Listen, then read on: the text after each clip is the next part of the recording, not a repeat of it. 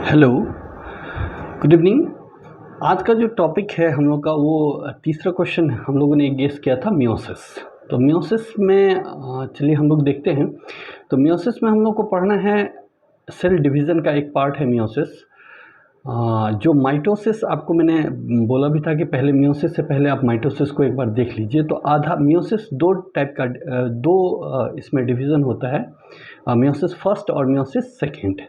तो meiosis first जो है उसमें कुछ यूनिकनेस है और मियोसिस सेकेंड जो है वो टोटली माइटोसिस है। हाँ, मतलब पूरा रिजेंबल है, जो माइटोसिस में होता है वही मियोसिस में भी होता है।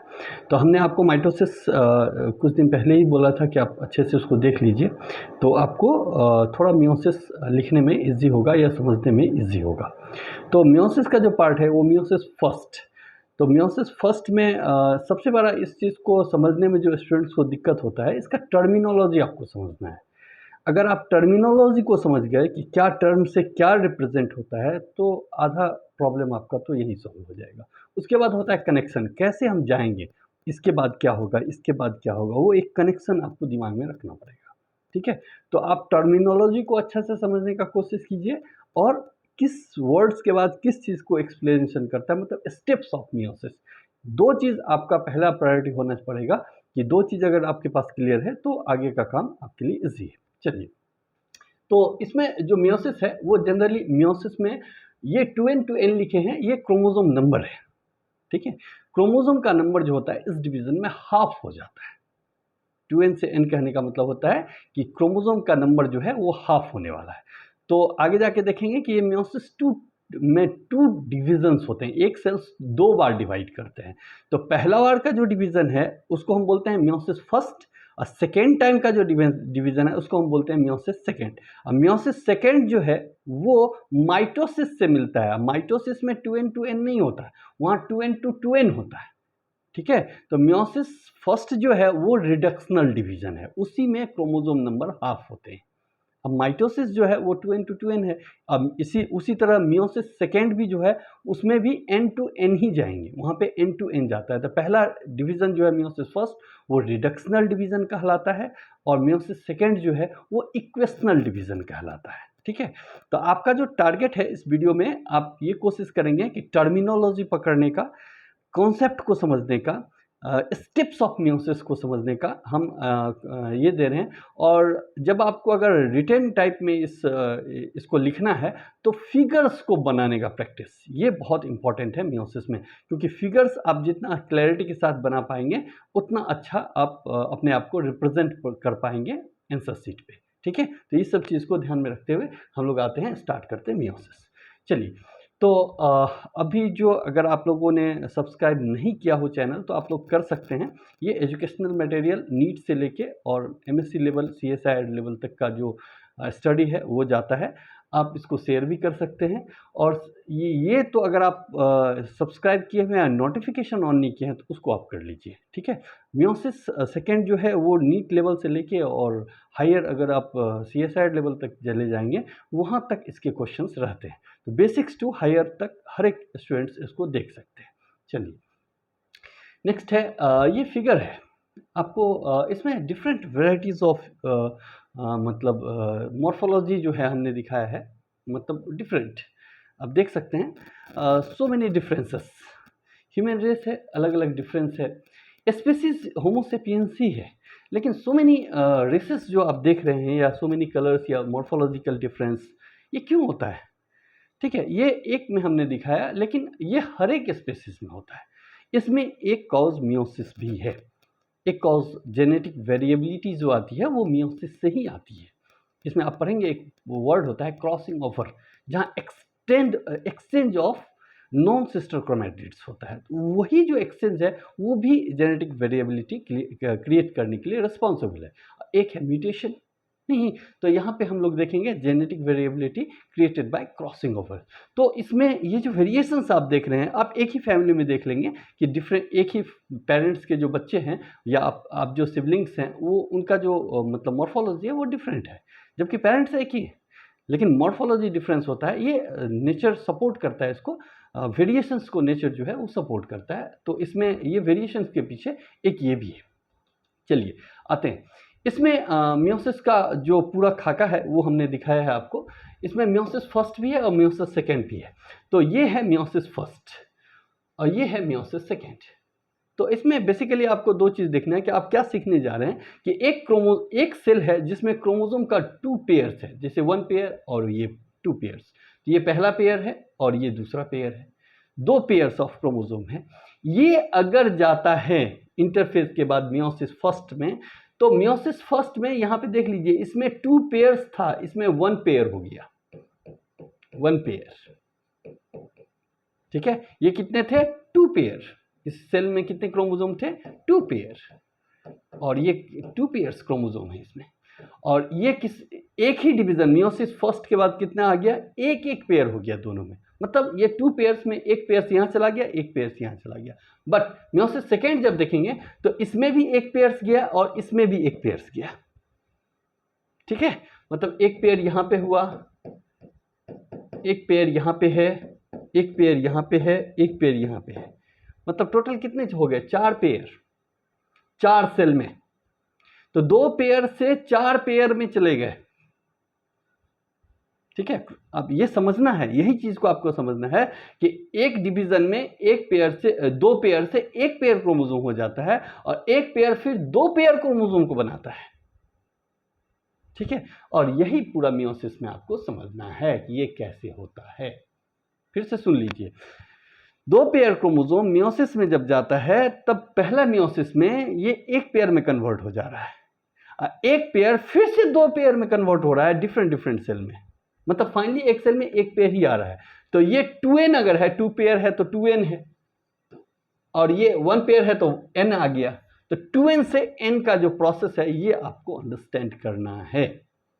ठीक है, 2 डिविजन्स आपको समझने हैं, मियोसिस फर्स्ट और meiosis second. I hope so आपको क्लैरिटी आ गया होगा कि आप क्या पढ़ने जा रहे हैं। ठीक है, याद रखना है क्या क्या आपको अंडरस्टैंडिंग डेवलप करके सीखना है चीज़ों को। दूसरा चीज़ है कि कॉन्सेप्ट क्लैरिटी एकदम क्लियर होना चाहिए कि किसके बाद क्या होगा और किस फेज में क्या होता है, स्टेप्स क्लियर होना पड़ेगा। ठीक है, याद करके आप मियोसिस नहीं, याद करके आप बायोलॉजी नहीं सीख सकते। कुछ चीज़ों को आप याद कर सकते हैं लेकिन अंडरस्टैंडिंग डेवलप होगा तो वो ब्रेन में जाएगा, वही आपका कॉम्पिटिटिव एग्जाम्स में वर्क करेगा। That's okay. ओके, चलिए तो आते हैं हम लोग। तो सबसे पहले आप स्टेप्स देखेंगे कि मियोसिस में क्या क्या स्टेप्स होते हैं। ठीक है, तो पहले मियोसिस को 2 भागों में बांट दिया गया है, meiosis first and meiosis second. अब देख रहे हैं, तो ये मियोसिस फर्स्ट है और ये मियोसिस सेकेंड है।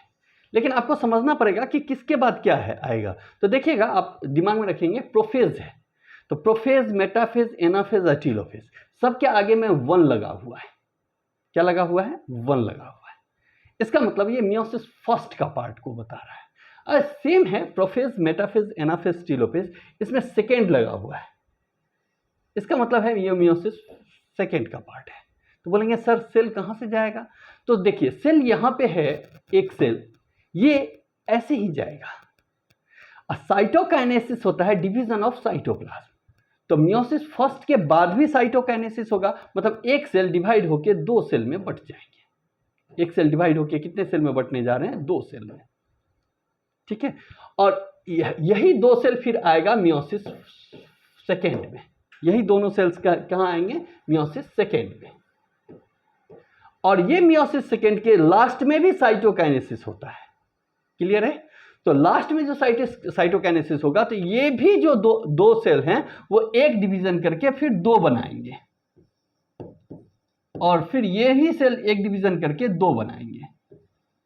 तो टोटल एक सेल जब मियोसिस में जाएगा तो 4 सेल बनाएगा। एक सेल जो मियोसिस में जाएगा तो ये 4 सेल बनाएगा। प्रोसेस ऐसे ही जाएगा।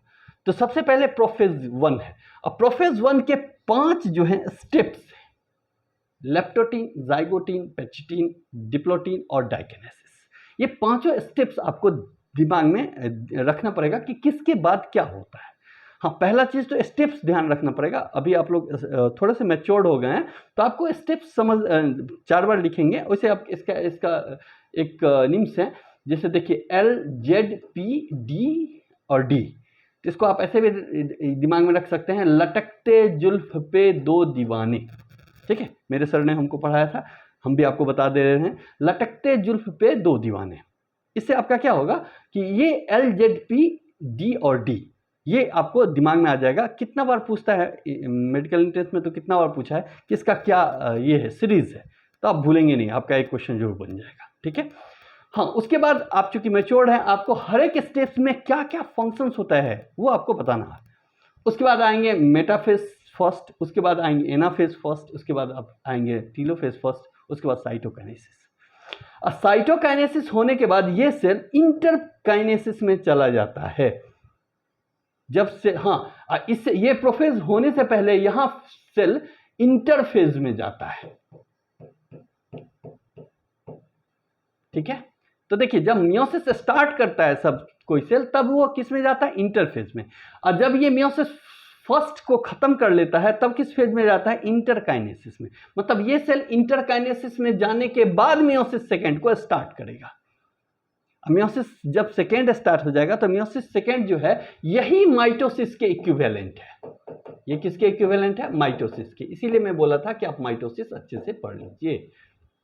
ठीक है, तो मियोसिस सेकेंड में जाने के बाद ये फिर जाएगा प्रोफेज 2 में, मेटाफेज 2 में, एनाफेज 2 में, टीलोफेज 2 में। That's why after that cytokinesis. Cytokinesis के बाद एक सेल डिवाइड होकर दो सेल में कन्वर्ट हो जाएंगे।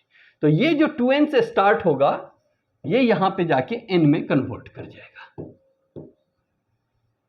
क्लियर है, ये 2n से जो स्टार्ट होगा वो किस में कन्वर्ट हो जाएगा, n में। इस चीज को आपको समझना है। बेसिकली ये आप लोग, आई होप ये आप समझते होंगे, इसके लिए कोई दिक्कत नहीं है। इस चीज को आपको अच्छे से समझना है कि इसमें क्या क्या होता है। हाँ, उसमें भी कुछ कंसेप्ट है जो मैं आपको बताऊंगा। जिस कंसेप्ट के नहीं होने के चलते बच्चों को मियोसिस और माइटोसिस समझने में दिक्कत होती है। अगर वो कॉन्सेप्ट आपका क्लियर है, तो आपको मियोसिस माइटोसिस में कभी नहीं फंसने वाले हैं आप। ठीक है, हम थोड़ा सा आपको इसमें जाएंगे। तो अभी आपको ये समझ में आ गया कि प्रोफेज फर्स्ट में लेप्टोटीन, जाइगोटीन, पैचेटिन, डिप्लोटीन और डाइकाइनेसिस। हाँ, आप याद रखिएगा, ये डिप्लोटीन और डाइकाइनेसिस में कौन पहले आता है कौन बाद में आता है, इसमें थोड़ा कंफ्यूजन होगा आपको। तो एक काइनेसिस है ना, तो देखिए काइनेसिस लास्ट में आता है, इसी से आप ध्यान रखिएगा कि डिप्लोटीन और डाइकाइनेसिस में पहले आप डिप्लोटीन को लिखेंगे, उसके बाद डाइकाइनेसिस में, क्योंकि साइटोकाइनेसिस से याद रखिएगा कि काइनेसिस वाला वर्ड लास्ट में आता है।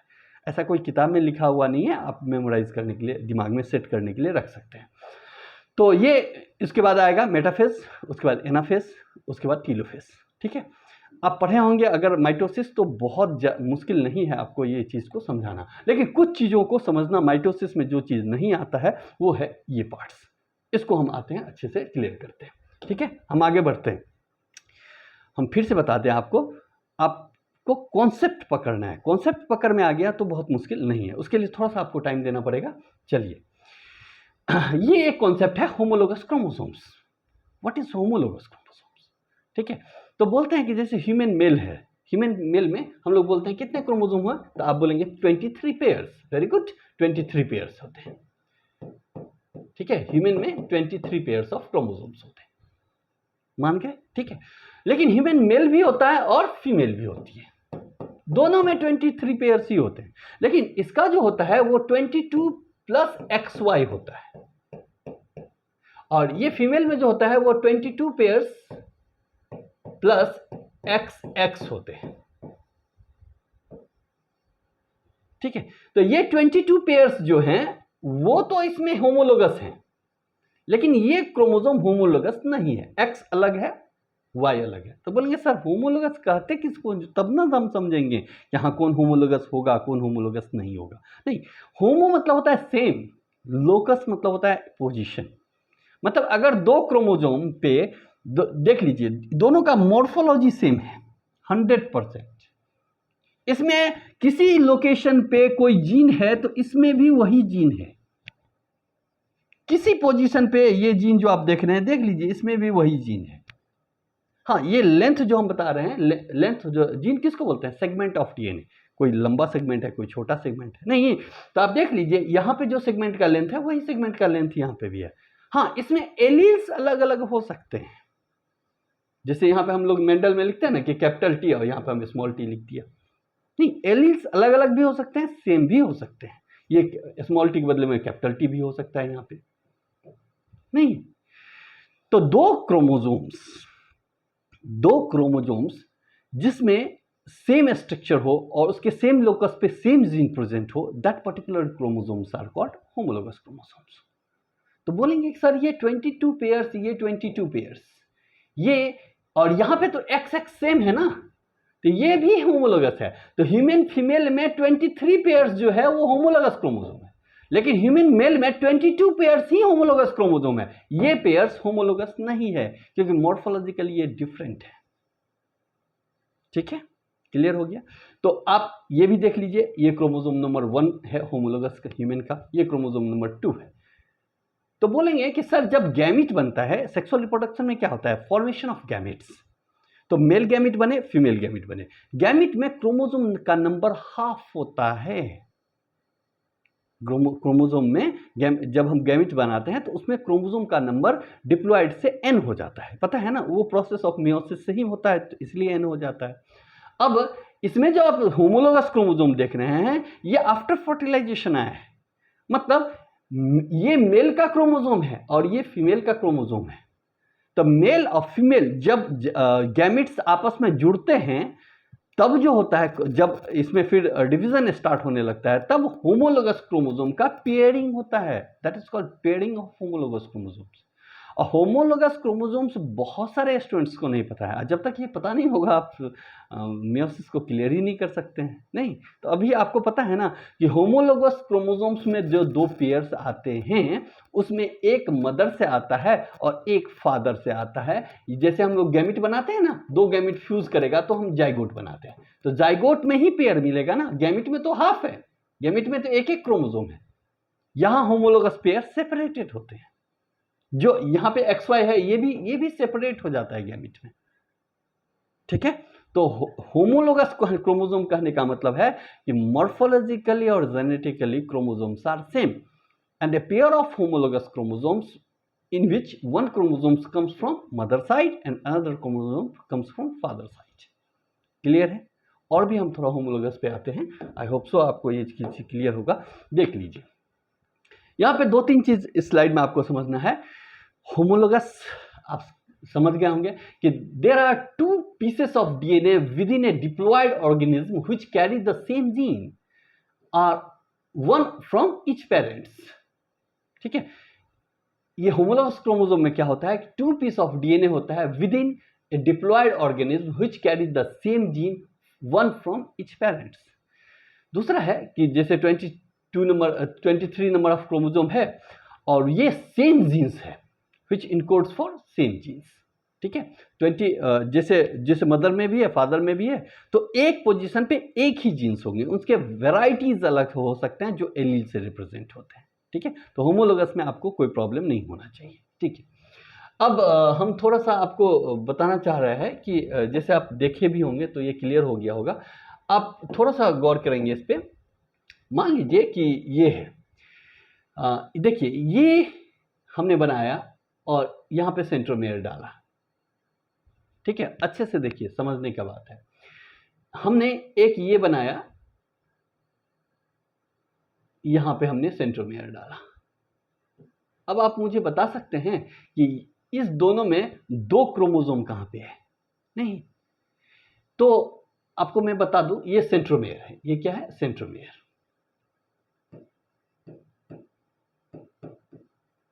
ये भी क्या है? सेंट्रोमेयर। ये भी क्या है? सेंट्रोमेयर। ठीक है, तो ये दोनों में 2 क्रोमोसोम नहीं है, ये तो एक क्रोमोसोम आपको दिख ही रहा है, ये भी एक ही क्रोमोसोम है। क्रोमोसोम को आप पहचानेंगे, आप एकदम दिमाग में बैठा लीजिए, number of chromosome equal to number of centromere होता है।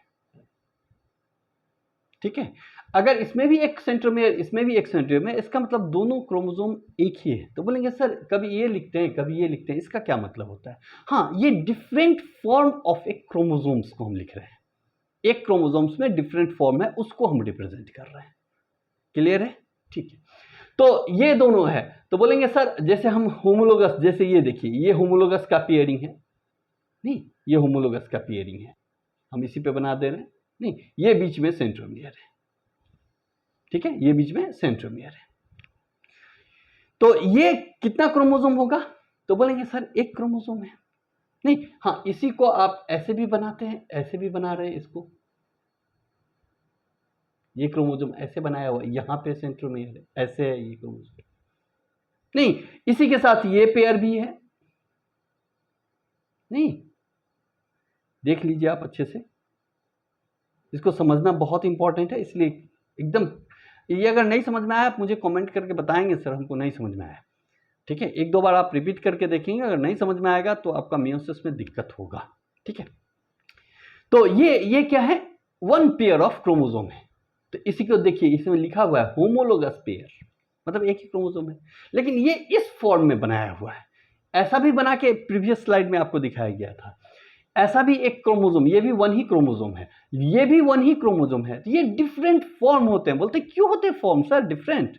हाँ, ये मियोसिस जब होता है या सेल डिवीजन होता है तो उसमें डिफरेंट डिफरेंट फॉर्म में क्रोमोसोम अपीयर होते हैं, उसी का रिप्रेजेंटेशन है, ठीक है। जब इस फॉर्म में आ गए या इस फॉर्म में आ गया तो ये दोनों को बोलते हैं सिस्टर क्रोमेटिड। तो सबसे पहले इसमें दो चीज, ये छोटा आर्म्स है, ये बड़ा आर्म्स है, नहीं, तो आप देखेंगे कि इसको हम लोग शॉर्ट आर्म्स बोलते हैं और इसको हम लोग लॉन्ग आर्म्स बोलते हैं, ठीक है। दूसरा है कि ये दोनों जो हैं वो सिस्टर क्रोमेटिड हैं, ये दोनों क्या हैं, सिस्टर क्रोमेटिड। और जब दो ऐसे रहेंगे तब ये दोनों को हम लोग नॉन सिस्टर क्रोमेटिड बोलेंगे। दो अगर एक ही क्रोमोसोम का अगर दोनों ये स्टिक पकड़ेंगे, क्रोमेटिड को पकड़ेंगे, तब हम इसको सिस्टर बोल रहे हैं। लेकिन अगर ये होमोलोगस पेयर का दो अलग अलग क्रोमोसोम को हम पकड़ रहे हैं, इसको और इसको, तो ये तो इस क्रोमोसोम का पार्ट है, ये इस क्रोमोसोम का पार्ट है, लेकिन एडजेसेंट वाला है, तब हम इसको नॉन सिस्टर क्रोमेटिड बोलेंगे, ठीक है। तो अभी तक आपको homologous, chromatid, short arms, long arms, नहीं, ये सब चीज़ क्लियर हो गया। सेंट्रोमेयर, नहीं, एक क्रोमोसोम में सेंट्रोमेयर जिस पोजीशन पे प्रेजेंट रहता है उसके वेराइटी में भी सेंट्रोमेयर क्रोमोसोम्स का डिफरेंट टाइप है, जिसे एसेंट्रिक बोलते हैं, टीलोसेंट्रिक बोलते हैं, मेटासेंट्रिक बोलते हैं। नहीं, मेटासेंट्रिक में दोनों आर्म्स बराबर होते हैं। तो अभी आपको ये समझ में, इसी का ग्राफिकल प्रेजेंटेशन ये भी है, ठीक है, ये आपको दिख रहा होगा, नहीं, तो चलिए हम आते हैं, इतना चीज तो आप समझ गए, ठीक है। अब हमको दो चीज समझाना है आपको, एक है ये टेट्राड, ये एक वर्ड है टेट्राड, एक बोलते हैं डायड, नहीं, तो दो चीज आपको समझना है। तो देखिए, जब ये क्रोमोसोम्स इस पोजीशन में है, होमोलोगस पेयर में है, तो दो है ना, नहीं, तो दो है, तो क्रोमोसोम को पकड़ के अगर आप बोलेंगे नंबर ऑफ क्रोमोसोम इज 2, तब इसको हम लोग बोलते हैं ये बाइवेलेंट, ठीक है। और अगर इसको आप तोड़ दिए क्रोमेटिड के नंबर के हिसाब से बोले 1 2 3 4, नहीं, तब ये हो गया टेट्राड, तब इसको क्या बोलेंगे, टेट्राड। तो ठीक है, टेट्राड किसको बोलेंगे, देख लीजिए कि 2 pairs of homologous chromosome next to each other, ठीक है। तो ये 1 2 3 4, ठीक है, 1 पेयर है यहां पे होमोलोगस क्रोमोसोम का, और यहां पे 4 जो हैं मतलब क्रोमेटिड्स, इसको अगर आप गिन के बोलते हैं तब ये टेट्राड है, मतलब एक होमोलोगस क्रोमोसोम में टेट्राड बनेंगे, ठीक है। और एक होता है बाइवेलेंट, ये भी वर्ड आप देख लीजिए, बाइवेलेंट यहां पे फंसता है। बाइवेलेंट में भी आप किसको पकड़ रहे हैं, बोलता है ए पेयर ऑफ होमोलोगस क्रोमोसोम। अगर हम क्रोमोसोम के बेसिस पे बोलेंगे तो बाइवेलेंट बोलेंगे, और क्रोमेटिड, उसी बाइवेलेंट को हम टेट्राड भी बोलते हैं अगर क्रोमेटिड के बेसिस पे बोलेंगे। बोले क्रोमोसोम और क्रोमेटिड समझ में आ रहा है ना, क्रोमोसोम ये हुआ और क्रोमेटिड ये हुआ, ये क्रोमेटिड है जिसको लिख रहे हैं ना सिस्टर क्रोमेटिड, ठीक है। तो आपको ये भी कॉन्सेप्ट क्लियर हो गया कि डायड क्या है, सॉरी ये टेट्राड क्या है, बाइवेलेंट क्रोमोसोम्स क्या होते हैं, क्लियर हो गया, ठीक है। तो ये दो कॉन्सेप्ट इसमें था आपके लिए कि ये दोनों पार्ट्स आप क्लियर कर लें, ठीक है, ओके। तो और ये सिस्टर क्रोमेटिड क्या है, होमोलोगस क्या है, ये एकदम ये सब वर्ड्स क्लियर होना पड़ेगा तभी आपको कुछ समझ में आएगा। आई होप सो यहाँ तक आप समझे हैं। और अगर आपको वीडियो अच्छा लग रहा है तो आप ज़रूर लाइक करेंगे, कमेंट्स करेंगे कि हाँ सर आपका वीडियो अच्छा था या हमको ये प्रॉब्लम हुआ। उससे हम आपको बार बार बोलते हैं कि उससे टीचर्स ये डिफ़ाइन करते हैं कि हाँ बच्चे को समझने में अगर कुछ प्रॉब्लम हो तो उस चीज़ को एडिट किया जाए नेक्स्ट वीडियो में, कि बच्चे को वो सब प्रॉब्लम्स नहीं आए। ठीक है, अंडरस्टैंडिंग आपका क्लियर होना चाहिए। वो अगर नहीं होगा तो मतलब आप 1 घंटा लगा के भी मेरे साथ रह के भी अगर अंडरस्टैंडिंग क्लियर नहीं हुआ तो फ़ायदा नहीं है। ठीक है, अंडरस्टैंडिंग क्लियर करना पड़ेगा आपको। ठीक है, चलिए आते हैं, ये हो गया आपका। नेक्स्ट फेज में आते हैं हम लोग, बाइवेलेंट वीएस टेट्राड। तो बाइवेलेंट आप समझ गए कि 2 होमोलोगस क्रोमोसोम होगा, उसी को हम बाइवेलेंट बोल रहे हैं। अगर ग्रुप ऑफ 4 सिस्टर क्रोमेटिड बोलेंगे तब हम उसको टेट्राड बोलेंगे। तो एक होमोलोगस पेयर में ही हम इस दोनों क्रोमोसोम के बेसिस पे बोलेंगे तो ये बाइवेलेंट हुआ, और चारों क्रोमेटिड के बारे में बोलेंगे तो टेट्राड हुआ। नहीं, आप इसको इतने हल्के में नहीं लेंगे। होमोलोगस, ये बाइवेलेंट, टेट्राड समझने में बच्चों का पसीना छूट जाता है, लेकिन आप अगर अच्छे से पढ़ेंगे, अच्छे से टीचर बताए होंगे या आप टीचर्स के कांटेक्ट में होंगे तब आपको रिलैक्स मिला होगा। अदरवाइज खुद से समझने में बहुत दिक्कत होती है इस वर्ड को। तो बाइवेलेंट और टेट्राड आपका क्लियर हो गया। देखिए, ये हम आए हैं आपको प्रोफेज फर्स्ट में। तो प्रोफेज फर्स्ट में जो स्टेजेस हैं वो लेप्टोटीन है, जाइगोटीन है, पेचेटीन है, डिप्लोटीन है और डाइकिनेसिस है। ठीक है, तो इसमें आपको सबसे पहले समझना है कि किसमें क्या होता है। ठीक है, तो कुछ वर्ड्स हैं यहाँ पे। आप पहले तो आप सीरीज का नेमिंग एकदम क्लियरली लिखने का प्रैक्टिस कर लीजिए कि किसके बाद आपको क्या लिखना है। नहीं, स्पेलिंग गलती नहीं होना चाहिए। हाँ, ये फिगर्स आप एक जगह बना के भी रख सकते हैं, दे सकते हैं, अगर आपको रिटेन में पूछता है तो फिगर बनाने के लिए। और अगर नहीं होगा तो अलग अलग, जैसे कोई फेज लिख रहे हैं उसके पास भी वो फिगर बना सकते हैं। रिप्रेजेंटेशन आप कैसे भी कर सकते हैं, लेकिन फैक्ट जो होना पड़ेगा, साइंस जो है उसका, वो आपको डालना पड़ेगा।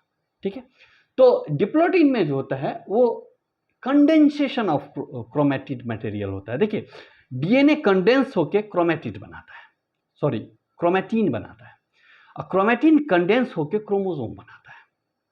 ठीक है, तो पहले डीएनए है, उसके बाद क्रोमेटीन है, और क्रोमेटीन का कंडेंसेशन ही क्रोमोसोम बनाता है। तो बेसिकली डीएनए कंडेंस होकर क्रोमेटीन बनाता है, और क्रोमेटीन कंडेंस होकर ये क्रोमोसोम बनाता है। ये दिमाग में रखना पड़ेगा। तो यहाँ पे न्यूक्लियर मेम्ब्रेन यहाँ से लेके, देखिए हम आपको पॉइंट टू बी नोटिस कर देता है, आप पढ़े नहीं होंगे तो थोड़ा सा आपको रिलैक्स होगा। देखिए, ये जो है वो आपका क्या है, यहाँ पे थोड़ा सा हम आपको बता देते हैं। यहाँ पे थोड़ा सा गौर करेंगे आप, इसमें ये पार्ट, ये जो है सेल मेम्ब्रेन है, ये क्या है, सेल मेम्ब्रेन, और ये न्यूक्लियर मेम्ब्रेन है, न्यूक्लियर मेम्ब्रेन। आप गौर करेंगे कि ये न्यूक्लियर मेम्ब्रेन जो है वो यहाँ पे भी है, यहाँ पे भी है, यहाँ पे भी है, यहाँ पे भी है, और यहाँ पे भी है, और ये मेटाफेज में जाते जाते खत्म हो गया। तो प्रोफेज में न्यूक्लियर मेम्ब्रेन प्रेजेंट होता है, प्रोफेज में। ठीक है, तो ये प्रोफेज का ही फेज है, इसलिए न्यूक्लियर मेम्ब्रेन लास्ट तक प्रेजेंट होगा। और प्रोफेज के लास्ट में ये सेंट्रोमेर, ये क्या बोलते हैं, ये सेंट्रियोल्स जो होते हैं मूव करते हैं अपोजिट डायरेक्शन में। इससे पहले नहीं हो रहा है। तो इससे पहले का जो घटना है उसको आप अगर देखेंगे तो वो क्या क्या क्या है, तो इसमें कंडेंसेशन ऑफ क्रोमोसोम्स है। ये जब कंडेंस हो गया तो ये डिप्लोटीन, ये बहुत इजी स्टेट है, एक लाइन लिखेंगे कंडेंसेशन ऑफ क्रोमोसोम है तो चल जाएगा। लेकिन जाइगोटीन में या पैचिटीन में, जाइगोटीन में होमोलोगस क्रोमोसोम्स जो है, देखिए ये बड़ा वाला है, इतना बड़ा है, तो हमने क्या बोला था कि ये बड़ा वाला ये एक मदर से आएगा, ये पेयर से नहीं, ये बीच में जो बन रहा है वो सिनेप्स बन रहा है। नहीं, ये दोनों जुड़ते हैं, होमोलोगस क्रोमोसोम आपस में जुड़ते हैं, और इसमें क्या होता है, क्रॉसिंग ओवर होता है। क्या होता है, कुछ पार्ट्स इसका इधर से इधर चला गया, इस पार्ट से इधर चला गया, वो हम आगे दिखाएंगे आपको। ये काइज्मा, डिप्लोटीन में काइज्मा फॉर्मेशन होता है और ये क्रॉसिंग ओवर होता है। तो ये स्टेज पैचिटीन, डिप्लोटीन और डाइकिनेसिस में क्या होता है, यही सेपरेट होता है और ये पेयर्स एक्सचेंज होकर अलग हो जाते हैं। उसके बाद ये मेटाफेज में जाता है। तो आपको हर एक फेज में क्या क्या होता है उसके बारे में डिटेल्स जानना जरूरी है। ठीक है, याद रखेंगे, जब भी आप रखेंगे वो कोशिश करेंगे कि जैसे प्रोफेज बोला, अगर प्रोफेज लिखा हुआ है तो माइटोसिस का है, अगर मियोसिस में लिखा होगा तो प्रोफेज 1 लिखा होगा, प्रोफेज 2 लिखा हो सकता है। अगर सिंपल प्रोफेज लिखा हुआ है या सिंपल मेटाफेज लिखा हुआ है तब इसका मतलब वो माइटोसिस का है। लेकिन मेटाफेज 1 लिखा हुआ है या मेटाफेज 2 लिखा हुआ है तब वो मियोसिस का पार्ट है। क्लियर है? यहाँ पे भी बच्चे थोड़ा कंफ्यूज करते हैं, कोई कंफ्यूज करने का जरूरत नहीं है। तो आप इस फिगर को बनाएंगे, वैसे हम 1 बाय 1 करके आते हैं, एक बाय एक। ये है होमोलोगस पेयर का क्रोमोसोम का पेयरिंग।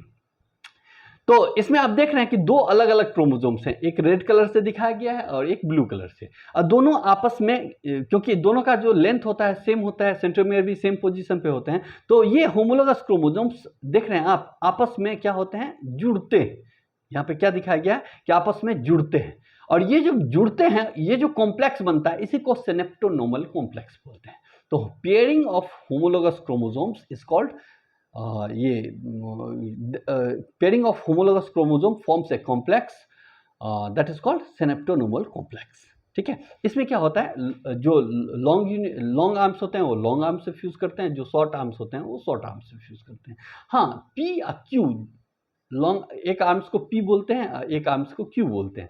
आपको कमेंट्स में ये बताना है कि पी किसको बोलते हैं, लॉन्गर आर्म्स को या शॉर्टर आर्म्स को, क्यू किसको बोलते हैं। ठीक है, तो आप जब भी अगर इस चीज़ को देखेंगे तो आप जरूर कमेंट करेंगे, तो हमको भी ये पता चलेगा कि आप यहाँ तक देखे थे। चलिए, तो ये सिनेप्टोनोमल कॉम्प्लेक्स है, ये होता है। उसके बाद नेक्स्ट आते हैं लेप्टोटीन ज़ाइगोटीन स्टेज में होता क्या है। तो देखिए, लेप्टोटीन स्टेज में कुछ नहीं होता है, इसमें condensation and becomes visible, chromosome condense होकर विजिबल स्टेट में आता है। ये पॉइंट सी एक है, बस आपको दिमाग में रखना। अब फिगर बना सकते हैं कि क्रोमोसोम को दिखा सकते हैं। कंडेंस होने का मतलब है उसमें सेंट्रोमियर, क्योंकि हमने क्या बताया, डीएनए से कंडेंस होके क्रोमेटीन बनाता है, और क्रोमेटीन कंडेंस होके क्रोमोसोम बनाता है। ठीक है, क्लियर है ना? तो ये कंडेंस होके विजिबल हो जाता है, तो आप देखेंगे लेप्टोटीन के स्टेज में विजिबल है। ये ज़ाइगोटीन है। जाइगोटीन में पेयरिंग ऑफ होमोलोगस क्रोमोसोम होता है, जिसमें सिनेप्टोनोमल कॉम्प्लेक्स का फॉर्मेशन होता है। जैसे एक क्रोमोसोम ऐसे है, दूसरा ऐसे है, अब बीच में अगर ये ऐसे जुड़ा हुआ है, तो ये ब्लैक वाला जो आप दिख रहे हैं, ये सिनेप्टोनोमल कॉम्प्लेक्स है, जो दो क्रोमोसोम को जोड़ के रखता है। नहीं, क्लियर है? तो इसमें बोलेंगे pairing of together to form homologous chromosomes by the process of association called synapsis. तो इसमें होमोलोगस क्रोमोसोम्स कहीं भी रहते हैं, वो आपस में आके पेयरिंग करते हैं, दैट इज कॉल्ड सिनेप्सिस। और सिनेप्सिस जो बनता है उसके लिए कौन रिस्पॉन्सिबल है, सिनेप्टोनोमल कॉम्प्लेक्स। इसमें बहुत सारे प्रोटीन्स होते हैं, ठीक है, जो एक दूसरे दोनों क्रोमोसोम्स को जोड़, आयंस होते हैं, प्रोटीन्स होते हैं। बोलता है कि formation of complex structure called synaptonomal complex, and the complex formed by the pair of synapsed homologous chromosomes called bivalent और tetra। यही जो है वो bivalent और tetra। जब हम क्रोमोसोम के बेसिस पे बोलेंगे तो उसको बाइवेलेंट बोलेंगे, क्योंकि दो क्रोमोसोम आपस में जुड़ा है। जब वो सिस्टर क्रोमेटिड में कन्वर्टेड हो चुका है, अगर हम सिस्टर क्रोमेटिड को जोड़ के बोलेंगे 1 2 3 4, दो क्रोमोसोम में 4 सिस्टर क्रोमेटिड है, that's why it is called tetrad. ठीक है, तो यहाँ तक आप क्लियर हो गए होंगे, आई होप सो। उसके बाद नेक्स्ट आते हैं हम लोग, ये है आपका पेचिटीन। ठीक है, तो पेचिटीन में होता है exchange of genetic materials between two homologous chromosomes. जब ये क्रोमोसोम्स ये स्ट्रक्चर्स होते हैं तो एक्सचेंज होता है। जैसे एक क्रोमोसोम्स ऐसे बनाया आपने, ठीक है, और दूसरा क्रोमोसोम्स का होमोलोगस पेयर जो है हम इस तरह से बना देते हैं। मान लीजिए ये है होमोलोगस पेयर, ठीक है, क्यों होमोलोगस पेयर दोनों सेम ही होगा, एक ही पोजीशन पे होंगे। ठीक है, ये अगर होमोलोगस क्रोमोसोम है तो एक्सचेंज होगा, इसका कुछ पार्ट्स इसमें चला जाएगा और एक्सचेंज इसका कुछ पार्ट्स इसमें चला जाएगा। ठीक है, तो एक्सचेंज जब होता है तो एक्सचेंज बनाने के लिए आपको, जैसे ये बनाएंगे आप, एक देखिए एक पार्ट जो होगा वो क्लियर होगा, ठीक है, दूसरा पार्ट्स में ये एक्सचेंज होगा। मान लीजिए कि ये एक्सचेंज हुआ, यहाँ का पार्ट एक्सचेंज हो गया, यहाँ का पार्ट एक्सचेंज हो गया। ठीक है, तो इसको जब आप ये पूरा बनाएंगे तो ऐसे बनाएंगे, देख लीजिए। ठीक है, तो ये पार्ट्स एक्सचेंज वाला आ गया। उसी तरह इसमें भी कुछ एक्सचेंज वाला पार्ट चला जाएगा। जैसे इसको आप बनाएंगे तो इस पार्ट्स में एक्सचेंज वाला जाएगा, तो ये होगा नहीं, ये पार्ट्स टिप्स जो है एक्सचेंज होते हैं।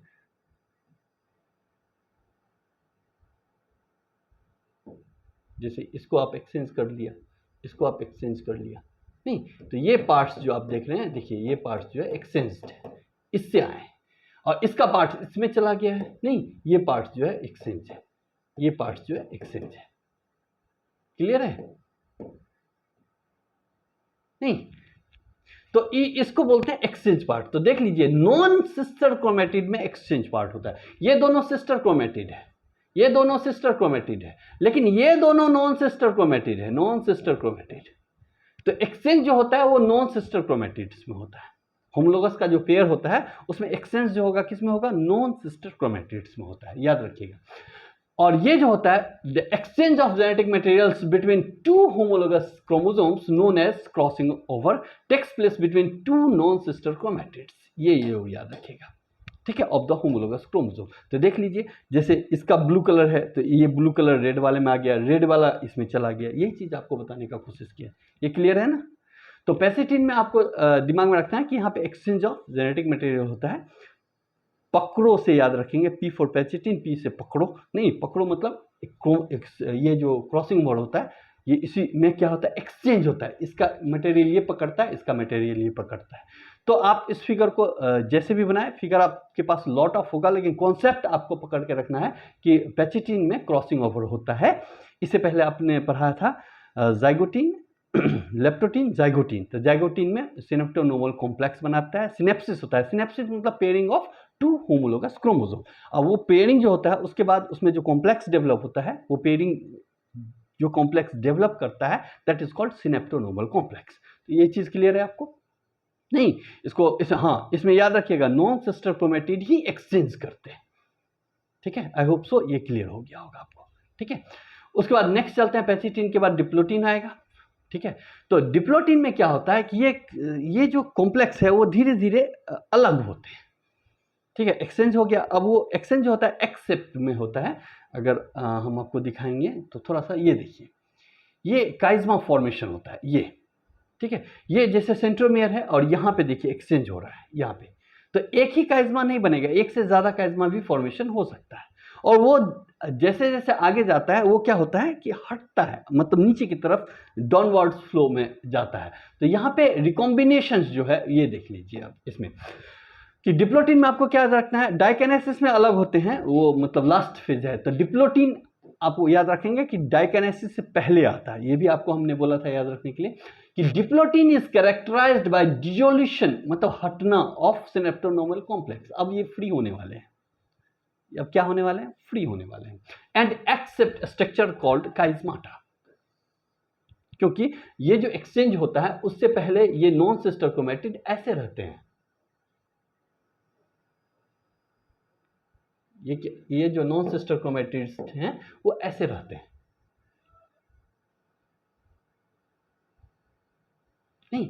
तो ये एक्सेप्ट स्ट्रक्चर है, नहीं। तो ये एक्सेप्ट स्ट्रक्चर हटता है, ये इधर खींचता है और ये इधर खींचता है, और बीच में जो ये जुड़ा हुआ था किससे, सिनेप्टोनोमल कॉम्प्लेक्स से, उसका भी डिसोल्यूशन होता है और एक्सेप्ट स्ट्रक्चर हटता है, ठीक है। ये देख रहे हैं एक्स है, ये भी एक्स है, नहीं, ये स्ट्रक्चर हटता है। तो ये जो एक्सेप्ट स्ट्रक्चर हटता है, ये एक्सेप्ट स्ट्रक्चर जो है इसी को हम लोग काइज्माटा बोलते हैं। तो काइज्माटा का जो फॉर्मेशन होता है वो अब डिसोल्यूशन में जा रहा है, सिनेप्टोनोमल कॉम्प्लेक्स टूट रहा है, ठीक है। बोलता है फॉर्मिंग द रिकॉम्बिनेट, ये रिकॉम्बाइंड formed by the tendency of recombined homologous chromosomes of the bivalent to separate from each other except the site of crossing over। ये सारे क्रोमोसोम क्रॉसिंग ओवर को छोड़ के बाकी जगह से सेपरेट हो जाते हैं। दिस लीड्स टू जेनेटिक रिकॉम्बिनेशंस, और यही जो एक्सचेंज होगा आगे जाके, यही जेनेटिक रिकॉम्बिनेशंस के लिए, मतलब न्यू वैरायटीज ऑफ जेनेटिक रिकॉम्बिनेशंस आपको मेंडल के डायहाइब्रिड क्रॉस में भी दिखा था। 9:3:3:1 का जो रेशियो था उसमें 3:3 जो था वो जेनेटिक रिकॉम्बिनेशन से आया है, ठीक है। तो ये जेनेटिक रिकॉम्बिनेशंस होने के मतलब जो कॉजेज हैं वो डिप्लोटिन में आपको दिखेगा कि यहाँ पे एक्सचेंज हो जाता है। उसके बाद ये दोनों क्रोमोसोम्स अलग अलग होने वाले हैं। कौन से दो क्रोमोसोम्स हैं, होमोलोगस पेयर्स।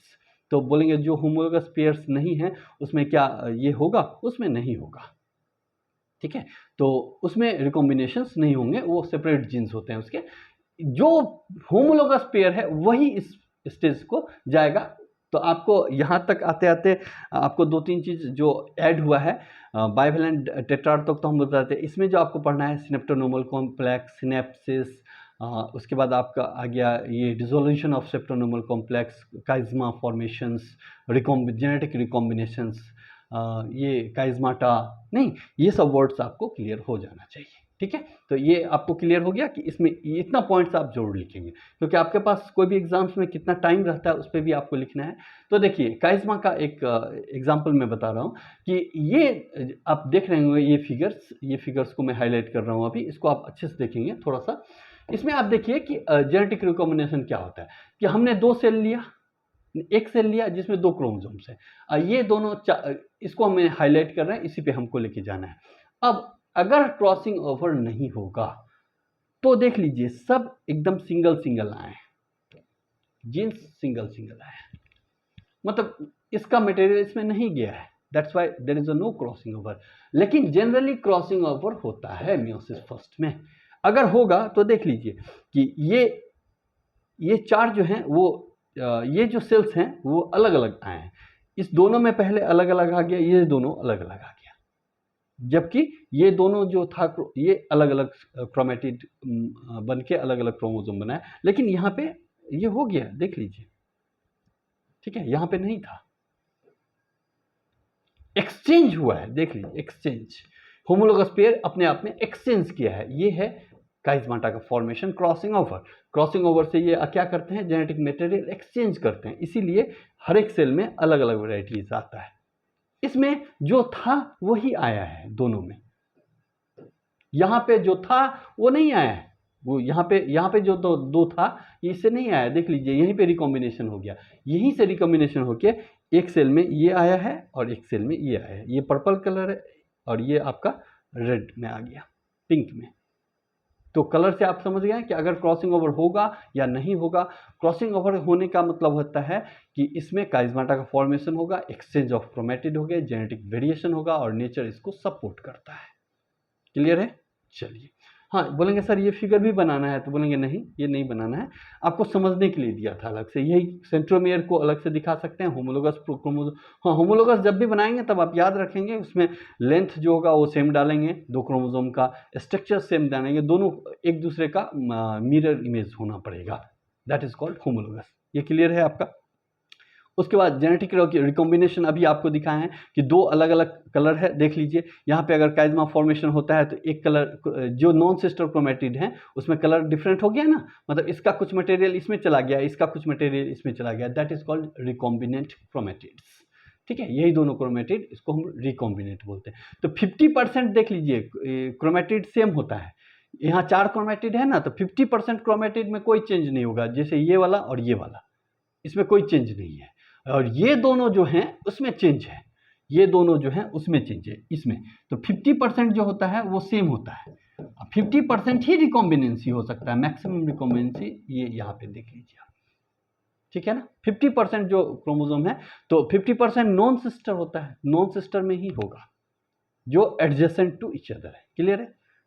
ठीक है, उसके बाद डाइकिनेसिस में आपको फिगर बताया था कि डाइकिनेसिस में कुछ नहीं है, उसका जो मेम्ब्रेन होता है वो सेपरेट हो जाते हैं क्रोमोसोम, और न्यूक्लियर मेम्ब्रेन जो होता है, क्योंकि प्रोफेज फेज फर्स्ट का ये लास्ट फेज है, ठीक है, तो प्रोफेज फर्स्ट में ये लास्ट फेज है, इसका मतलब है कि इसमें जो है न्यूक्लियर मेम्ब्रेन डिसअपियर होगा। तो इसमें एक चीज उसके बाद न्यूक्लियोलस भी डिसअपियर होगा, न्यूक्लियर मेम्ब्रेन भी डिसअपियर होगा, जो होमोलोगस हैं वो सेपरेट कर जाएंगे, क्रोमोसोम डिस्टिंक्ट हो जाएगा।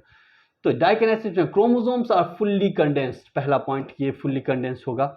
meiotic spindles are assembled to prepare the homologous chromosomes for separation by the end of dikinesis। ये इसका जो प्रिपरेशन होता है किसका, meiotic spindles का, ये सेंट्रोमियर करता है, वो स्टार्ट हो जाता है। ठीक है, ये सेंट्रोमियर से जुड़ने के लिए ये सेंट्रियोल्स जो होते हैं ये बनाते हैं meiotic spindles, तो वो बनाना स्टार्ट कर देंगे। मतलब आपको दिखाया था ना लास्ट में कि सेंट्रियोल्स जो हैं वो सेपरेट होना शुरू कर देंगे दोनों डायरेक्शन में। ठीक है, उसके बाद न्यूक्लियोलस डिसअपियर हो जाएगा, न्यूक्लियर इन्वेलप वो भी डिसअपियर हो जाएंगे। नहीं, तो ये दोनों आप याद रखेंगे कि मियोसिस फर्स्ट में आप माइटोसिस में भी पढ़े हैं कि न्यूक्लियर मेम्ब्रेन, न्यूक्लियोलस और ये सब क्या होता है, डिसअपियर हो जाता है, वही काम इसमें भी हो रहा है डाइकिनेसिस में।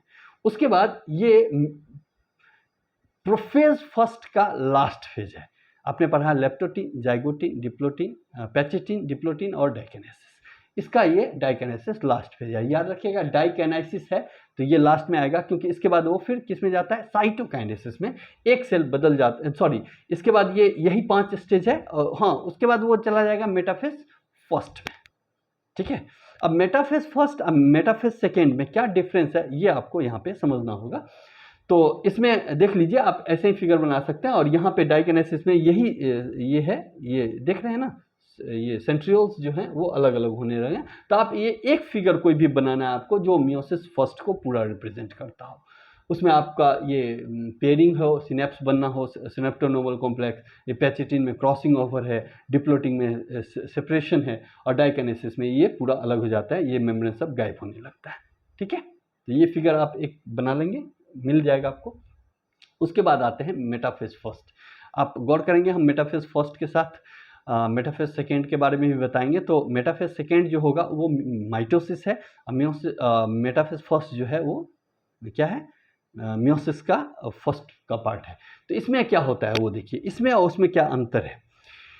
तो इसमें होमोलोगस पेयर्स जो होते हैं, जैसे हमारे पास ह्यूमन के ही मान लेते हैं या कोई भी ऑर्गेनिज्म का आप क्रोमोसोम नंबर देखेंगे तो क्रोमोसोम्स नंबर का पेयरिंग होता है। ठीक है, जैसे ह्यूमन फीमेल में 23 पेयर्स ऑफ होमोलोगस क्रोमोसोम्स है। नहीं, तो जो पेयर होते हैं उसमें एक मेल से आता है और एक फीमेल से आता है। याद रखेंगे, अच्छे से देख लीजिए, यही चीज़ को समझना है। तो इसमें क्या होता है कि जैसे एक पेयर हुआ, ये होमोलोगस का एक पेयर है, नहीं यहाँ पे सेंट्रोमेयर है, यहाँ पे सेंट्रोमेयर है, ये होमोलोगस क्रोमोसोम है। तो ऐसे ऐसे होमोलोगस क्रोमोसोम्स एक लाइन पे पेयर होंगे, जैसे एक सेल है ना, तो एक लाइन पे ऐसे ही होमोलोगस क्रोमोसोम का पेयरिंग होगा। किसमें, मेटाफेज फर्स्ट में। याद रखिएगा मेटाफेज सेकेंड में सिंगल क्रोमोसोम का ये लाइनिंग होता है, और यहाँ पे पेयर्स का लाइनिंग होता है। नहीं, तो आपको याद रखना है कि बाइवैलेंट क्रोमोसोम्स, तो होमोलोगस क्रोमोसोम को ही हम लोग बाइवैलेंट बोल रहे हैं, align on the equator plane, इसी को हम इक्वेटर प्लेन बोलते हैं, इसी के अगल बगल अलाइंड हो जाएंगे। Microtubules forms the opposite poles of the spindle attached to the pair of homologous chromosomes। याद रखेंगे पेयर है यहाँ पे, मेटाफेज सेकेंड में हाँ सिंगल क्रोमोसोम को लेंगे, मतलब वहाँ पे हम ऐसे बनाएंगे मेटाफेज सेकेंड में, और यहाँ पे सेंट्रोमियर होगा, वहाँ पे ऐसे जुड़ेगा स्पिंडल फाइबर एक क्रोमोसोम से। ठीक है, और यहाँ पे किससे जुड़ेगा, इससे अलग जुड़ेगा, इससे अलग जुड़ेगा। देख लीजिए, ये अलग जुड़ा हुआ है, ये अलग जुड़ा हुआ है, दोनों अलग अलग क्रोमोसोम है। तो मेटाफेज फर्स्ट और मेटाफेज सेकेंड में, ये मेटाफेज सेकेंड है, यहाँ पे एक क्रोमोसोम में सेंट्रोमेयर्स के काइनेटोकोर पे जुड़ जाते हैं, यहाँ पे दो अलग अलग क्रोमोसोम्स पे जुड़ेंगे। तो ये दो क्रोमोसोम, ये तो 2n था ना अभी, अब एक सेट ऑफ क्रोमोसोम इधर चला जाएगा, एक सेट ऑफ क्रोमोसोम इधर चला जाएगा एनाफेज में। एनाफेज में क्या होता है, कॉन्ट्रैक्शन ऑफ स्पिंडल फाइबर, और जो पेयर्स होते हैं वो सेपरेट होते हैं। ठीक है, तो ये क्लियर हो गया। बाइवैलेंट क्रोमोसोम्स मतलब होमोलोगस का पेयर जो है वो इक्वेटर पे अरेंज होगा, बस यही समझना है आपको। एक क्रोमोसोम नहीं होगा, क्या इतना होगा, डबल, और यही अलग अलग होगा, इसीलिए क्रोमोसोम का नंबर घट जाता है सिस्टर क्रोमोसोम इसमें। इसका जो सिस्टर सेल्स है या डॉटर सेल्स है, ये जो दो सेल बनाएंगे उसमें क्रोमोसोम नंबर का घटना इसीलिए होता है। इसके बाद जब एनाफेज जाएंगे तो एनाफेज में क्या होता है, ये इधर जाएगा और ये इधर जाएगा। तो ये एनाफेज में यहाँ पे एक सेल बाद में बनेंगे, उसमें एक ही क्रोमोसोम्स होंगे, यहाँ पे भी एक सेल बनेंगे, उसमें भी एक ही क्रोमोसोम्स होंगे, यही क्रोमोसोम्स आए हैं। ठीक है, एनाफेज में, इसके बाद का स्टेज में। इसमें क्या होता है एनाफेज में, इसमें या एनाफेज सेकेंड में क्या होता है, एनाफेज सेकेंड में क्या होगा, ये स्प्लिटिंग होगा, सेंट्रोमेयर का स्प्लिटिंग होता है, सेंट्रोमेयर ही टूटता है। तो एक क्रोमेटिड इधर जाएगा ऐसे, एक सेंट्रोमेयर को लेके, और इधर भी एक क्रोमेटिड जाएगा एक सेंट्रोमेयर को लेके। तो ये भी एक क्रोमोसोम बनाएगा, ये भी एक क्रोमोसोम। देखिए यहाँ पे एक ही क्रोमोसोम है, एक क्रोमोसोम से दो क्रोमोसोम बन गया ना, एक यहाँ पे और एक यहाँ पे। लेकिन यहाँ पे हम लोग ने क्रोमोसोम को सेपरेट किया है। तो ये division of homologous chromosomes occurs in anaphase first और division of centromeres to form two chromosomes in anaphase second. Anaphase second को हम लोग माइटोसिस बोल रहे हैं। तो यहाँ पे जो होगा माइटोसिस टाइप का होगा। चलिए हम आगे देखते हैं। यहाँ पे क्या होगा, एनाफेज फर्स्ट में homologous pair chromosomes are separate while sister chromatid remain associated at the centromeres. ये होमोलोगस क्रोमोसोम सेपरेट हो गया। तो देखिए यहीं पे, यहाँ पे एक पेयर था ना, अब इसमें अब आगे जाके यही कट जाएगा, इसमें हाफ हो जाएगा, इसमें भी हाफ, नहीं यही होता है। उसके बाद आते हैं हम लोग टेलोफेज में। टेलोफेज में क्या होता है, ये कट जाता है, ये अलग चला जाता है, ये अलग चला जाता है। बोलता है कि nuclear membrane and nucleolus. Telophase में हमेशा प्रोफेज का उल्टा होता है। टेलोफेज में हमेशा प्रोफेज का उल्टा होता है। वहाँ पे जो जो चीज़ डिसअपियर हुए थे वहाँ पे ये आ जाएंगे। बोलते हैं वहाँ पे दो चीज़ स्पेशली डिसअपियर हो रहा था, कौन कौन, न्यूक्लियर मेम्ब्रेन और न्यूक्लियोलस, ये यहाँ पे रीअपियर हो जाएंगे। किसमें, टेलोफेज फर्स्ट में। और cytokinesis followed by the dyad of cells. एक साइटोकाइनेसिस होगा जिसमें दो सेल्स आपस में बन जाएंगे, ये एक सेल यहाँ, ये एक सेल यहाँ। अब हम 4 क्रोमोसोम को लेके चले थे, 1 2 3 और 4, लेकिन ये 4 क्रोमोसोम 2 अलग अलग सेल में आ गए। तो एक सेल में 4 क्रोमोसोम था, 2 अलग अलग आ गए, इसमें भी 2 क्रोमोसोम, इसमें भी 2 क्रोमोसोम। तो एक सेल में 4 क्रोमोसोम था, इसमें 2 बट गया, तो ये हाफ हो गया ना क्रोमोसोम का नंबर। यही इसीलिए मियोसिस फर्स्ट को रिडक्शनल डिवीजन बोलते हैं। ठीक है, देखिए ये वीडियो देखने के बाद आप किताब को भी, बुक्स को भी पढ़ेंगे, तब आपका क्लैरिटी ऑफ कंसेप्ट और अच्छा होगा। ठीक है, क्योंकि टीचर्स कोशिश करते हैं, हमको ये नहीं पता कि आपको कितना आता है। ठीक है, क्योंकि ये हम बेसिक्स से लेके एडवांस तक जाते हैं, लेकिन ये नहीं पता होता कि आपको कितना आता है। तो एक ही वीडियो को कोई बच्चा बहुत अच्छे से समझ सकता है, और एक ही वीडियो को बच्चा को समझने में दिक्कत आ सकती है। ठीक है, इसीलिए आप अगर वीडियो को अच्छे से देखते हैं, उसके बाद अगर आपके पास कोई भी बुक्स है उसको आप पढ़िए, कोई भी लेवल का बुक्स है उसको आप पढ़ेंगे तो आपको समझ में आएगा। अगर नहीं समझ में आता है तब आप वीडियो को अच्छे तरह से, या तो हम आपको नहीं समझा पाए हैं, या तो आप ठीक से देखे नहीं हैं। ठीक है, दोनों बात होती है। तो इसीलिए ये कभी नहीं कहना है कि हाँ नहीं समझ में आया तो इसमें मेरी गलती है या आप ही की गलती है। आपको भी पहले चूज करना पड़ेगा कि हाँ क्या था, कहाँ प्रॉब्लम हुआ है। अब कोई बच्चे भगा के देख लेंगे, कोई, वो सब के लिए कुछ नहीं है, वो नहीं समझ पाएंगे, हम क्या कर सकते हैं। लेकिन अगर आप सीरियसली 1 घंटा इसको बैठ के देखे हैं, हर एक चीज़ को क्लियर करके चले हैं, या टीचर से पढ़े हैं उसको, उसके बाद भी आप देखते हैं, तो हमेशा आप एक चीज़ को आप कितना बार भी पढ़िए, हमेशा आपको नया नया कुछ मिलेगा उसमें। हमेशा एक ही बुक को आप 50 बार पढ़िए, पढ़ने का स्टाइल आप एक ही रखिए, लेकिन अंडरस्टैंडिंग का स्टाइल बदल जाता है, आप में चेंज लगेगा, आपको लगेगा कि मैच्योरिटी आ रही है। ठीक है, चलिए, तो ये आपका हो गया टेलोफेज। टेलोफेज में डायड बनेगा, 2 सेल बनेंगे। अब इसके बाद ये मियोटिक डिवीजन 2 में जाने वाला है, प्रोफेज 2 में। लेकिन प्रोफेज 2 में जाने से पहले एक स्टेज में जाता है जिसको हम लोग इंटरकाइनेसिस बोलते हैं। ये इंटरफेज से अलग होता है। इंटरफेज में डुप्लीकेशन ऑफ डीएनए होता है, वो नहीं होता है इसमें। इंटरकाइनेसिस में डुप्लीकेशन ऑफ डीएनए नहीं होता, और इंटरफेज में सेल जो होता है मैक्सिमम टाइम रहता है, लेकिन ये बहुत शॉर्ट फेज होता है इंटरकाइनेसिस। 2 चीज़ इसमें भी आप ध्यान रखेंगे। ठीक है, चलिए हम आते हैं प्रोफेज 2 में। अब इसमें मियोसिस 2 में आ रहे हैं। मियोसिस 2 में 2 बात है कि in contrast to meiosis 1, meiosis 2 resemble a normal mitosis. अगर आपका माइटोसिस अच्छा है तो हो गया, कोई दिक्कत ही नहीं है। सेम फेज हम लिखेंगे, जो आप माइटोसिस में पढ़े हैं वही अगर आप लिख देंगे तब भी ये मियोसिस 2 हो जाएगा। लेकिन इसका नाम में आपको लिखना पड़ेगा प्रोफेज 2, मेटाफेज 2, एनाफेज 2, टेलोफेज 2। इसके बाद साइटोकाइनेसिस होता है। चलिए हम जल्दी जल्दी आ जाते हैं इस पर। यही फेज है, एक सेल है प्रोफेज। देखिए इसमें आप क्रोमोसोम्स नंबर देख लीजिए। क्रोमोसोम्स 2 सेल बन के आए हैं ना, वहां से 2 सेल बन के आए हैं, एक सेल ये और एक सेल ये। एक सेल से फिर 2 सेल बनेगा नहीं, फिर इस सेल से भी 2 सेल बनेंगे। तो एक सेल से तो बन के आए थे 2 सेल्स नहीं, और 2 सेल से फिर 1 से 2 बने, तो टोटल ओवरऑल एक सेल्स कितना बना, 4 सेल। लेकिन यहां पे अगर 4 था क्रोमोसोम तो 2 इसमें गया, 2 इसमें गया, 2 क्रोमोसोम इसमें, 2 क्रोमोसोम इसमें। और ये 2 क्रोमोसोम यहां पे भी देखिए है, यहां पे भी 2 क्रोमोसोम है, यहां पे भी 2 है, यहां पे भी 2 है। मतलब ये भी 2-2 करके बना। मतलब यहाँ पे जो एक क्रोमोसोम्स था, यहाँ पे क्या होता है, मेटाफेज में क्या होता है कि मेटाफेज में क्रोमोसोम्स ऐसे रहते हैं अरेंज। देखिए सिंगल सिंगल अरेंज है।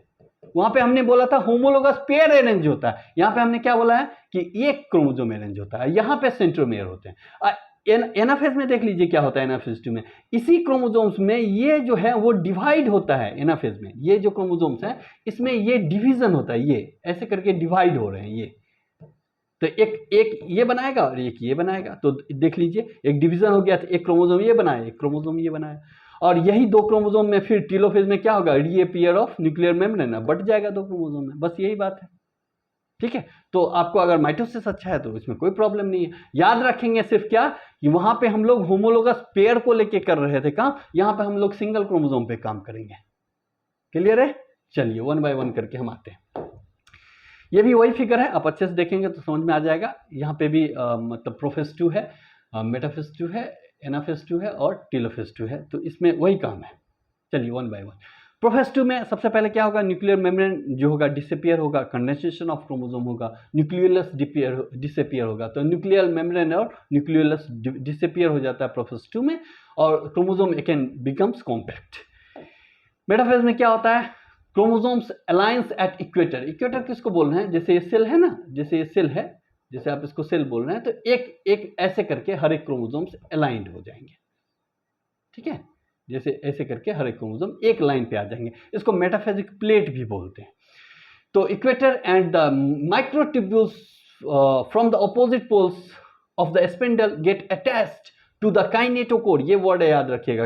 एक्चुअली क्या होता है, ये सेंट्रोमेयर है, तो इसके बगल में एक स्ट्रक्चर होता है ऐसे करके, जहां पे माइक्रोट्यूब्यूल्स जो होते हैं वो अटैच होते हैं। जैसे यहां से जो होगा वो क्या होगा, माइक्रोट्यूब्यूल्स अटैच होगा। तो इस पार्ट को हम लोग काइनेटोकोर बोलते हैं, जहां से जुड़ता है।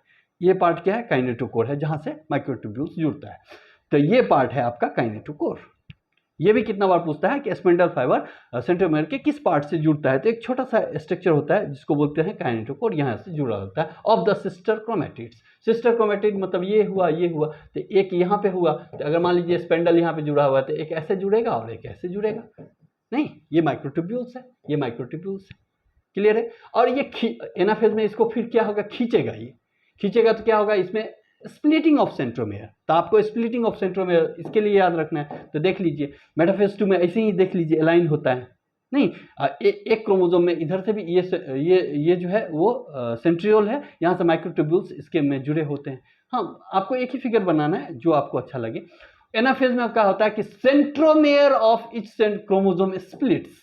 आप याद रखना है, सेंट्रोमेयर जो होता है जिस पे ये जुड़ा हो, जैसे एक सेंट्रोमेयर, तो ये काइनेटोकोर है इसके बगल में, ये इसी का ये जो होता है सेंट्रोमेयर ऐसे होता है ना, इसी को टूटता है, यही सेंट्रोमेयर टूटता है, ठीक है। आपका क्रोमोसोम ये रहा, ये क्रोमोसोम है ना, बीच में मान लीजिए सेंट्रोमेयर है, तो सेंट्रोमेयर में ये क्या होता है, ये स्प्लिटिंग होता है, ये स्प्लिटिंग होता है। तो एक ये पार्ट्स इधर चला जाएगा, एक पार्ट्स इधर चला जाएगा, नहीं, तो एक क्रोमोसोम ये बना देंगे, क्योंकि नंबर ऑफ सेंट्रोमेयर बराबर नंबर ऑफ क्रोमोसोम। ये भी इधर सेंट्रोमेयर आधा जाएगा, तो ये भी एक सेंट्रोमेयर फुल होगा, तो एक क्रोमोसोम ये भी बनाएगा। तो बोलता है कि centromere of each chromosome splits, बस यही ध्यान रखना है। वहां पे एनाफेज में क्या होता था, होमोलोगस क्रोमोसोम्स आर सेपरेटेड। यहाँ पे क्या होता है कि ये जो है, ये इसका स्प्लिटिंग होता है सेंट्रोमेयर का। क्लियर है? ठीक है। Along with them moves towards the opposite poles, ये इधर की तरफ मूव करेगा, ये इधर की तरफ मूव करेगा, हो गया एनाफेज खत्म। नहीं, उसके बाद आते हैं हम लोग टेलोफेज में। टेलोफेज में क्या होता है, फिर वही प्रोफेज का उल्टा, नहीं, इसमें जो ये मेम्ब्रेन्स जो डिसअपियर हो गए थे, न्यूक्लियर इन्वेलप, न्यूक्लियोलस, वो सब आ जाएंगे। उसके बाद साइटोकाइनेसिस होगा और ये बट जाएगा दो में, देख लीजिए। नहीं, ये फिगर आपको बनाना पड़ेगा। और इस एक सेल से कितने बनते हैं, 4 हेप्लॉइड डॉटर सेल। तो मियोसिस सेकेंड को हम लोग क्या बोलते हैं, इक्वेशनल डिवीजन, और मियोसिस फर्स्ट को हम लोग क्या बोलते हैं, रिडक्शनल डिवीजन। ठीक है। उसके बाद इसका क्या क्या इंपॉर्टेंस है उसको आप थोड़ा सा देख लेंगे। ये एक फेज है, आप अच्छे से देखेंगे इस स्लाइड्स को। तो इंटरफेज से हमने स्टार्ट किया। मियोसिस फर्स्ट में देखिए, यहाँ पे हमने ये 1 2 3 4 क्रोमोसोम लिया है, यहाँ पे 4 क्रोमोसोम लिया है, ये डिवाइड करके फिर 2 क्रोमोसोम यहाँ पे, 2 क्रोमोसोम यहाँ पे, यही फिर डिवाइड करके 2 क्रोमोसोम्स बनाया है। तो एक मियोसिस फर्स्ट में हाफ हो जाता है क्रोमोसोम का नंबर, और मियोसिस सेकेंड में वही नंबर रीस्टोर्ड हो जाता है। यहाँ पे 2 है तो एक सेल में 2 बना, नहीं, तो टोटल नंबर एक सेल से हम उठाए हैं, तो एक सेल से हमको कितना टोटल नंबर ऑफ जो ये बना है वो 4 बना है। देख लीजिए, ये जो कितने बने हैं, 4 बने हैं। यही एक समरी में मैंने दिया है, इस स्लाइड्स को भी आप अच्छे से देखेंगे। स्लाइड्स आपको इसमें लिंक्स में मैं डाल देता हूँ, तो आप अगर दिया रहेगा तो आप समझ जाएंगे।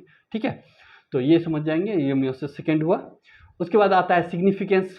तो सिग्निफिकेंस में आप 2 चीज़ आप याद रखेंगे कि एक सेक्सुअल रिप्रोडक्शन, जो भी सेक्सुअली रिप्रोड्यूसिंग ऑर्गेनिज्म है वो ये मियोसिस से अपने क्रोमोसोम्स का नंबर हाफ करती है। नहीं, हाफ जो क्रोमोसोम्स होता है, तो एक मेल का भी होता है, एक फीमेल का भी हाफ होगा मान लीजिए।